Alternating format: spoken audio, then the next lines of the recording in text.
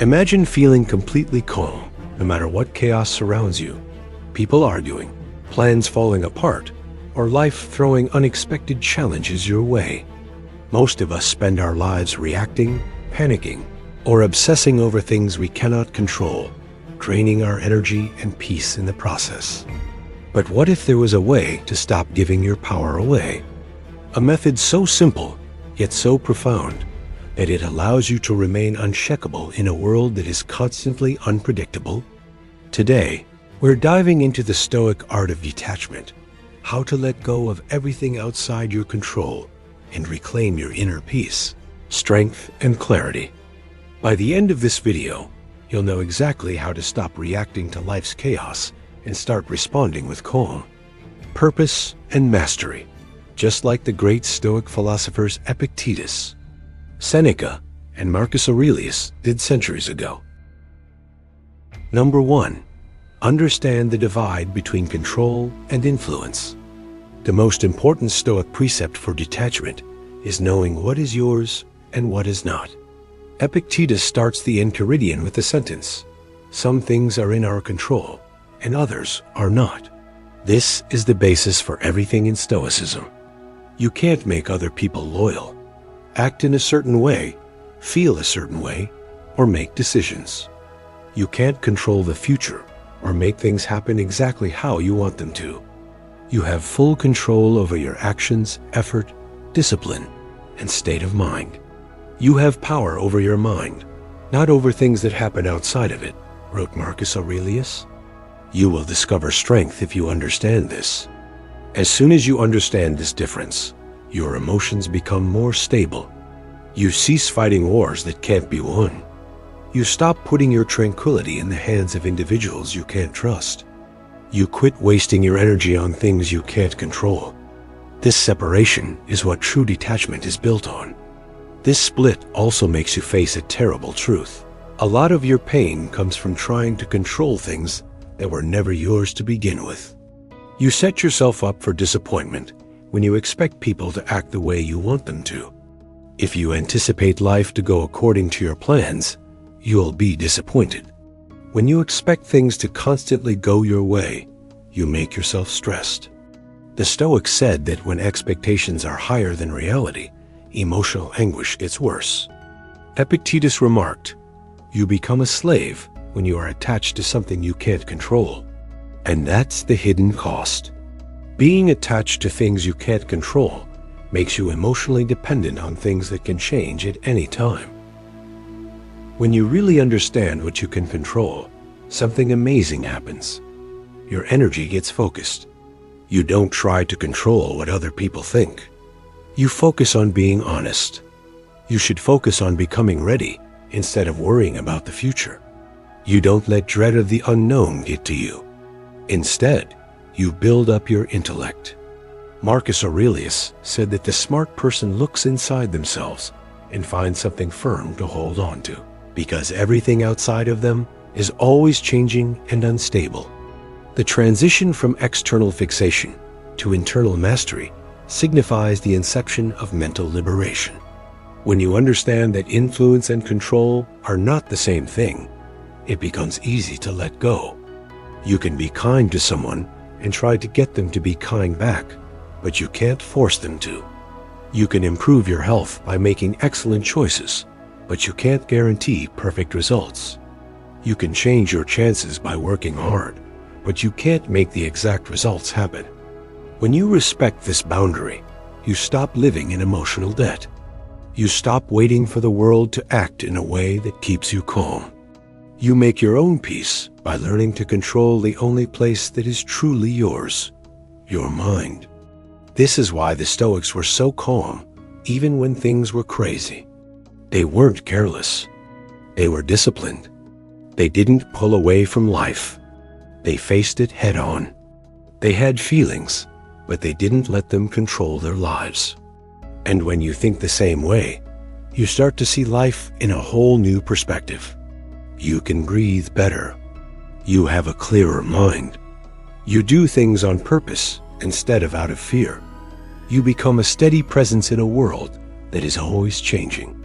Once you know the difference between control and influence, you stop being overwhelmed by your circumstances and start using your own strength to go through them. Number 2, separate emotion from reality. Most individuals are not bothered by what happens, but by the stories they tell themselves about what happened. Seneca was accurate when he stated, "We suffer more in our minds than in real life." A communication that takes too long to arrive is rejected. A change in tone leads to antagonism. A minor setback turns into a disaster. When you detach, you step back from the emotional cloud and look at a problem with a clear head instead of a panicked one. It implies questioning yourself. What really happened? Which parts of this are true and which are emotional? Epictetus said that we need to train our minds to tell the difference between what we think and what is true. We need to stop before we respond, question our first impulses, and figure out what is genuine and what fear wants us to believe. The intensity goes down when you separate the emotional story from the event itself. The problem gets smaller, easier to handle, and a lot less harmful. This one thing can keep you from hurting yourself for no reason. The first step to separating feelings from facts is to realize how rapidly the mind jumps to assumptions. The Stoics thought that the initial impression is typically the most hazardous because it happens when the mind isn't ready. Marcus Aurelius said that the intellect should be ready to question every appearance. Because appearances may be misleading, they can make danger seem worse, make insults seem bigger, and turn minor problems into tragedies. When someone doesn't answer right away, your mind may tell you they're ignoring you. But the truth is probably much simpler. They're busy, weary, or not paying attention. When someone talks sharply, your feelings may shout, they're attacking you. But the truth is that they might be worried or overburdened. Emotional interpretation builds a whole reality that might not be true at all. Stoic detachment isn't about pushing your feelings down. It's about slowing them down long enough to see properly. Seneca told his students to delay the reaction, since a delayed reaction is almost never unreasonable. You give your rational thinking a chance to step in and think about the problem instead of acting on impulse by taking a short break. This little break gives your mind a buffer that keeps you from feeling pain that isn't essential. The more you do this pause, the more natural it will feel. Instead of believing the narrative right away, you start to question it. Instead of assuming, you start to look into things. You start to respond instead of react. You learn over time that your feelings often make a situation seem worse than it really is. The Stoics said that emotions are like wild horses. They are strong, but without direction, they might lead you off a cliff. Letting go offers you control. You start to realize that a setback isn't the end. It's just a bump on the road. You can see that how someone acts is often a mirror of how they feel inside, not a judgment of how good you are. Most of the time, the problems you think you have are far smaller than they seem at first. This change is huge. When you separate your feelings from reality, people can't get you angry, situations can't shake you up, and fear can't control you. You become a person who thinks before they feel, watches before they act, and knows before they guess. Epictetus stated, "It is not things that bother us, but how we think about things."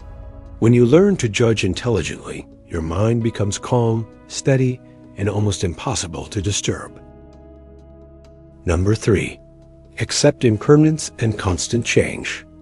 Everything you hold on to, every relationship, every situation, every feeling, and every chance is only for a short time. The Stoics did not perceive this as a lamentable reality, but rather as an emancipating one. Marcus Aurelius stated, "All is ephemeral fame, the famous, and the things they pursue." He reminded himself every day that change is not an end to life. It is life itself. People change, things change, pathways break up, and new ones show up. You feel emotional agony when you deny this truth.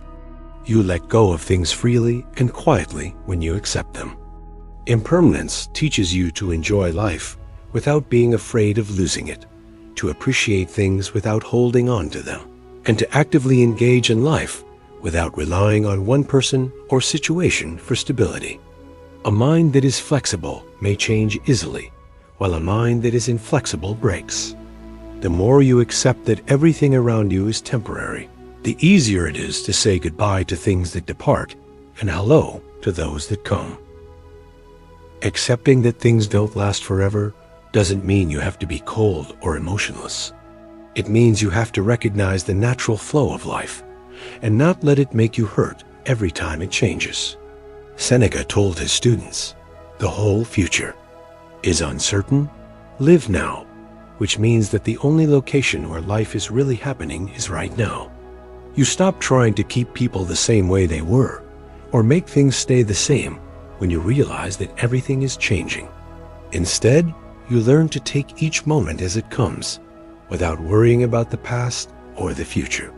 This way of thinking frees you from the emotional ties of connection because you no longer expect things to stay the same in a world that is always changing. Impermanence also makes you humble because nothing is yours forever. Not the people you love, the job you have now, the success you have now, or even the version of yourself you have now. Heraclitus, a philosopher who had an impact on Stoic thought, remarked, "No man ever steps in the same river twice, because both the river and the man are continuously changing." You stop expecting life to be predictable when you recall this. You start to enjoy each moment more because you know it won't last. Joy becomes deeper. Thankfulness grows stronger. Experiences gain significance. And loss isn't as bad anymore because you don't see it as a breach of nature. Instead, you see it as part of its design. This acceptance makes you stronger emotionally. You don't fight change. You go with it. You don't let endings get you down. You learn to live with fresh beginnings. You don't fear changes. Instead, you see them as chances to grow. Every day, the Stoics did this in their minds. Marcus Aurelius thought about how fragile life is not to make himself sad, but to make his point of view stronger. He realized that when you accept that, things don't last, you don't hold on as tightly out of fear. You let go because you believe you can adapt, rebuild, and develop from anything life throws at you. You don't lose yourself when things end if you think this way. You cease falling apart when people go. You stop being afraid of the future when you realize that change is not the adversary. It is the engine of life itself. You start to perceive goodbyes as new beginnings and transitions as changes instead of losses. And when you get to this point of acceptance, it's easy to let go.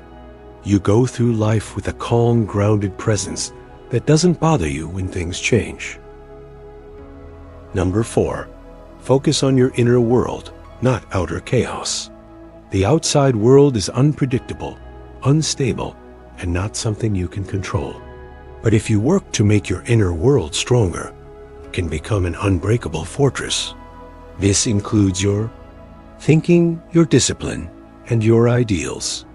Marcus Aurelius called the mind a citadel, a peaceful place that stays that way unless you let something in. Epictetus said that you should never let other people's thoughts, actions, or feelings control your own feelings because they are not yours. When you stop paying attention to outside noise and focus on your own growth, you become more detached. The more time you spend working on your character, your habits, your emotional awareness, and your sense of purpose, the less you need things outside of yourself to feel stable. No outside force can control, manipulate, or shake someone whose sense of self is based on their own thoughts and feelings. This is the calm strength of Stoic detachment. You can't control the people and events in the outside world. It's full of people and events that are unpredictable, unstable, and often hostile. There are many things that could ruin your tranquility. Every day, like someone being rude, a project failing, a friend letting you down, or things changing abruptly. Most people react to these occurrences without thinking about it, letting what happens outside of them control how they feel. The Stoics advocated a different way. You can build an unshakable fortress in your mind, a stable location where no outside forces can reach you. Marcus Aurelius called the mind a citadel, which is a location that stays safe unless you let outside influences in. He told himself that other people's thoughts and behaviors are their own, not his, and that they can't take away his calm unless he lets them. Epictetus supported this theory by saying that you can't control what happens outside of you, but you can always influence how you think about, respond to, and feel about such things. The more you focus on your own world and ignore the sounds outside, the more detached you become. The Stoics did a lot of self-examination to make this inner fortress stronger. Musonius Rufus said that people should think about their own thoughts and goals every day. He believed that true freedom comes from being in control of yourself.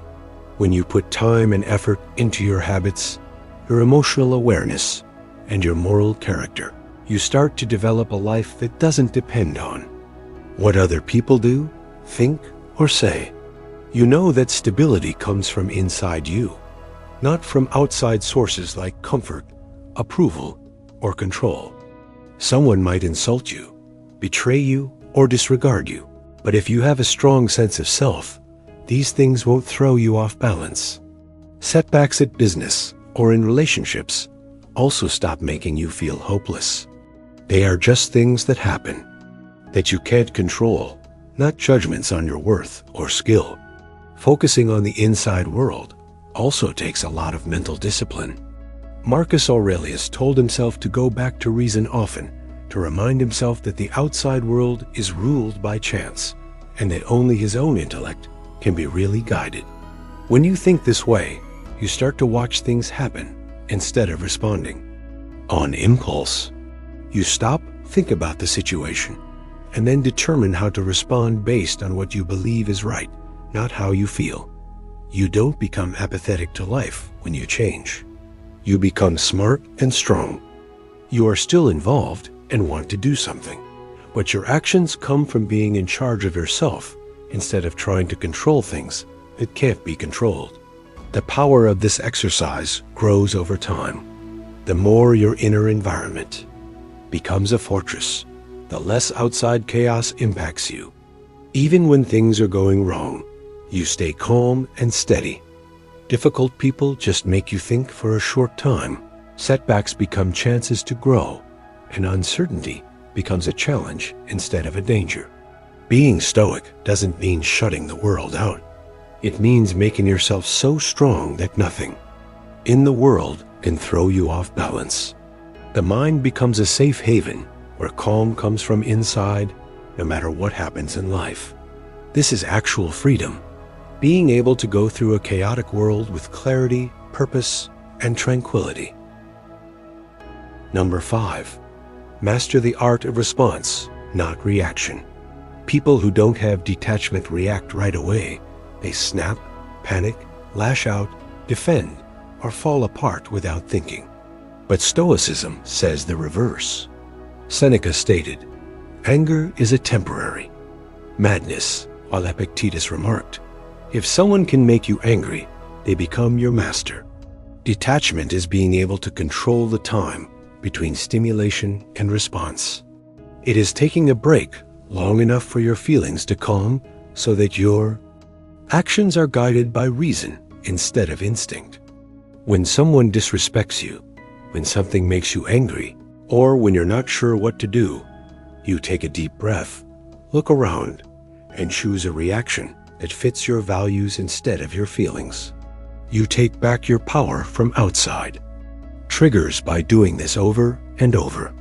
It's not only a matter of self-control to learn how to respond instead of reacting. It's a big change in how you see the world. The Stoics said that things that happen outside of us are not good or bad. They only become good or terrible when we judge them. It's not the incident itself that scares you when someone insults you, criticizes your work, or questions your authority.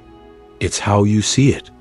When you stop and think about the issue before responding, you make it possible for reason, not emotion, to drive your actions.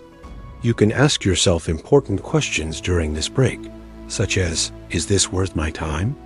Does my answer fit with what I believe? What do I really want to happen? This practice changes the way the brain works over time, making it easier to control anger, fear, and irritation. Epictetus stressed that being in control of your emotions is the same as being free. Letting someone else get you angry is giving up your freedom. Every time you think about how to respond, instead of just responding, you take back control of your own thinking.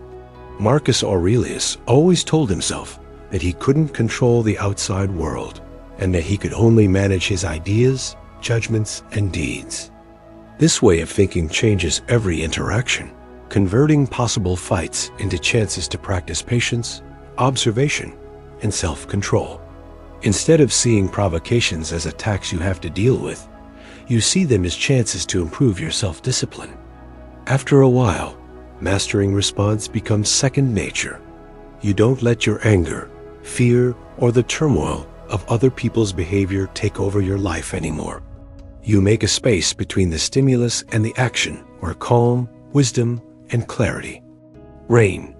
This is the real strength of Stoic detachment, the ability to get through life with a calm, logical, and strong mind, no matter what storms are going on around you.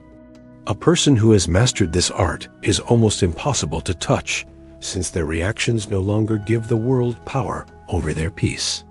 And this is the level of control that every Stoic wants to reach. A mind that acts with purpose, speaks with knowledge, and stays calm no matter what life throws at it. Number 6. Practice voluntary discomfort. The Stoics thought that living in comfort all the time would not help you become detached. That is why they chose to put themselves in uncomfortable situations.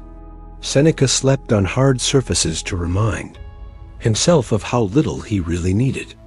Epictetus accepted simplicity after a hard existence. Even though he was the most powerful man in the world, Marcus Aurelius was humble. They didn't want to suffer. They wanted to be free from needing others. You learn that you don't need flawless surroundings to work, live, or be calm when you choose to be uncomfortable.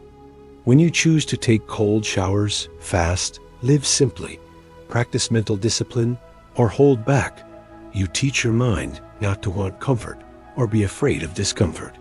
You get stronger, more adaptable, and more resilient on the inside. You don't depend on outside help anymore, thus life can't scare you anymore. This is physical, mental, and emotional detachment. Voluntary discomfort is not just a way to work out. It's also a way to train your thinking. The Stoics knew that depending on comfort and ease makes you weak. People who have never learned to control themselves are easily overwhelmed when life gets unpleasant. On the other hand, those who frequently take on controlled difficulties, like fasting, getting up early, dealing with the cold, or getting rid of things they don't need, train their minds to stay calm and resourceful when things go tough. Seneca said we should set aside what is unnecessary, not because we want to be strict, but so we might learn to control our desires and see how little we really need to have a pleasant life. Every time you choose to be uncomfortable, you get better at dealing with unforeseen problems without becoming upset, complaining, or relying on others. This approach also shows that the ideas of security and permanence are false.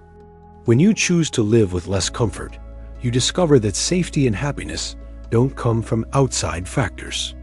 They come from your ability to stay calm no matter what. Marcus Aurelius always told himself that everyone will have problems in life and that the best way to deal with them is to be ready and calm, not scared.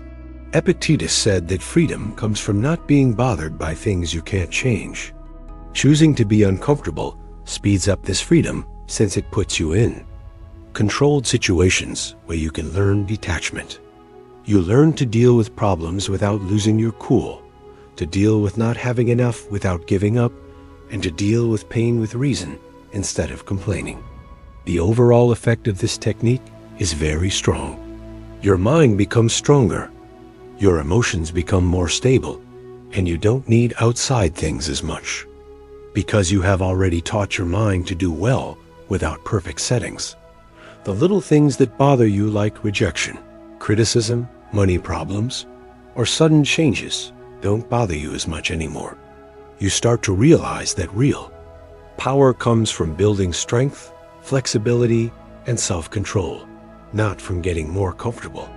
This is the core of Stoic detachment, being free from the tyranny of circumstances, being able to stay calm no matter what life throws at you, and knowing deep down that you can handle anything without giving up your tranquility or your values.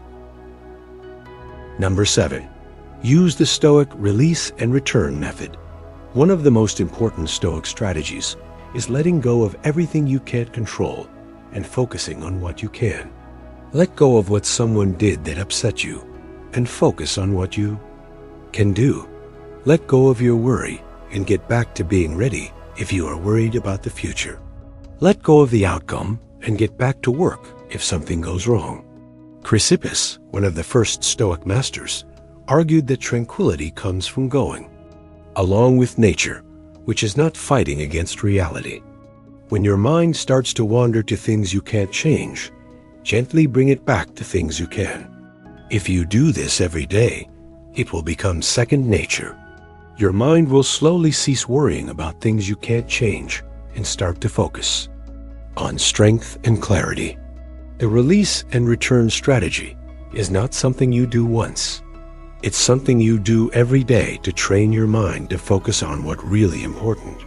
Life will always have problems, letdowns, and unknowns, and people tend to hold on to them, think about them too much, and wear themselves out over things they can't change. Epictetus and other Stoics said that pain doesn't come from what happens outside of us, but from how we feel about those things. You get your energy back and keep your peace of mind by letting go of things you can't control and focusing on what you can do. Marcus Aurelius did this all the time while he was in charge.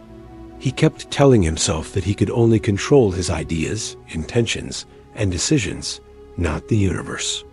Every time you use this strategy, you get better at being calm, strong, and centered when life throws you a curveball.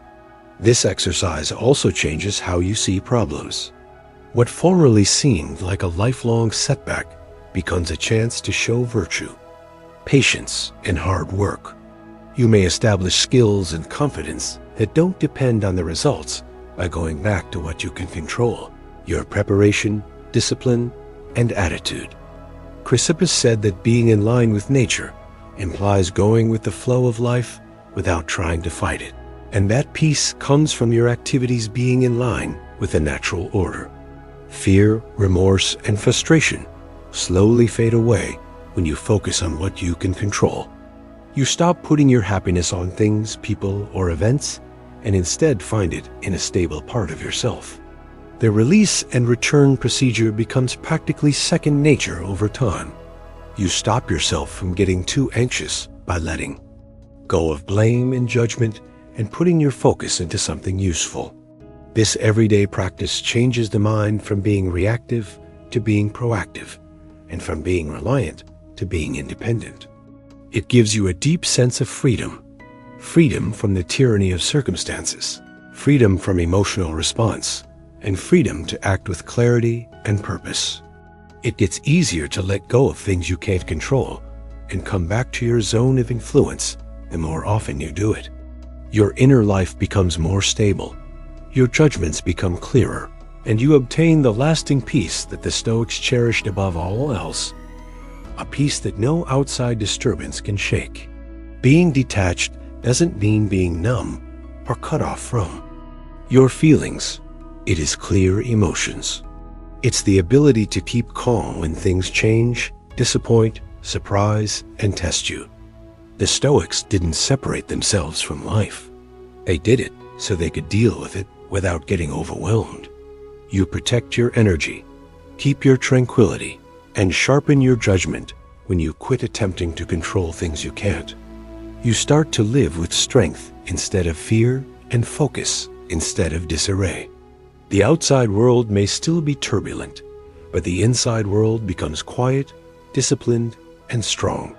That is what Stoic detachment is all about. Not running away, but rising above.